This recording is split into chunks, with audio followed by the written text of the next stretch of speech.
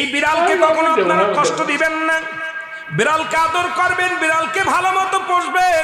বিড়াল যদি কোনো জাতির জন্য দোয়া করে, কোন গৃহস্থর জন্য দোয়া করে, ওই সংসারের মধ্যে উন্নতি শুরু হয়ে যায়। ওই সংসারের মধ্যে আর এক নাম্বার হলো, যে ঘরে বিড়াল থাকে সেই ঘরে জিন আসতে পারে না, জিন বাস করতে পারে না।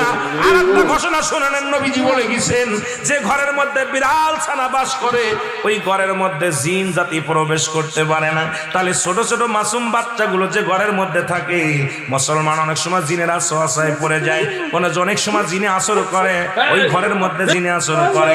যে ঘরের মধ্যে বিড়ালকে আদর করে বিড়াল থাকে, ওই ঘরের মধ্যে বিলাই বিড়াল বিড়াল বিলাই বিলাই, এইটা যার ঘরের মধ্যে আছে, এই ঘরের মধ্যে দুষ্ট জিনেরা আসতে পারে না। জোরে জোরে চিল্লায় বলা যাবে না মারহাবা।